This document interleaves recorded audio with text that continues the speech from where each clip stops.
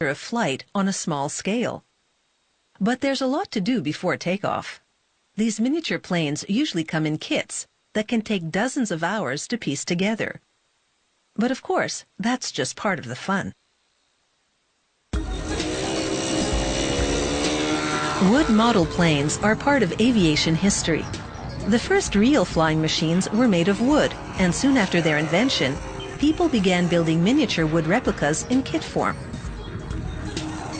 Today, modern manufacturing techniques take the concept to a whole new level. Production begins with blocks of wood that circle on a system of conveyors. Each time around, a long blade slices away a thin piece. They transfer the sheets of wood to a table that moves in a computer choreographed sequence while lasers overhead make cuts.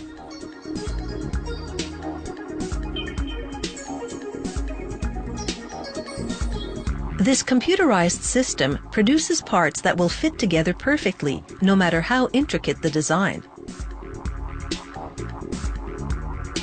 To assemble the kit at home, the modeler extracts the pre-cut parts. He then builds the fuselage right on top of the plans in order to follow them to the letter. After the fuselage has been assembled, he focuses on the wings. He braces the main spar with numerous ribs to create a cross-sectional airfoil that will generate lift. He then glues the wing's leading edge to the framework. The framework is very similar to that of full-sized wooden wings built in the early days of flight. It's made mainly of tropical balsa, a wood that's both lightweight and exceptionally strong. The modeler joins the two wings. The tongue of one fits into the laser-cut slot of another. This joint will later be glued to reinforce it. He demonstrates the next step using the wing of another model. He drapes plastic film over the wing skeleton. He tacks the plastic to it and smooths out ripples and bubbles. He then heat shrinks the plastic to give the model aircraft its tight skin. Of course, there's no need for a paint job because the plastic is tinted. Finally, he confirms that it's drum tight. Back on the production line, they're now winding wire to produce a spring. This spring is a shock absorber for the plane's front landing gear. With that complete, they now position a sheet of preheated plastic above 6 molds of wheel covers. He activates a vacuum that pulls the plastic over the molds. In seconds, it cools and solidifies into the shape of the wheel covers, called pants.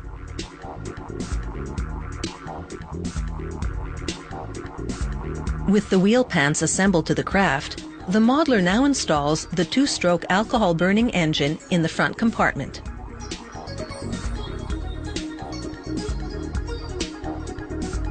He attaches the muffler to the engine's crankcase. He then secures the spinner's backplate and propeller onto the engine's drive shaft with a washer and a bolt. This assembly will have to withstand the force of the spinning propeller, so he tightens it to the max.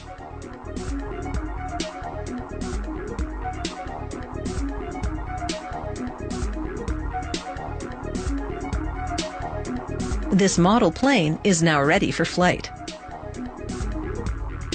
Incredibly, it started out as a bunch of parts in a box, but they all come together in the hands of a skillful modeler. Of course, a good set of instructions is essential. Assembling each model can take up to 50 hours. We've just shown the highlights.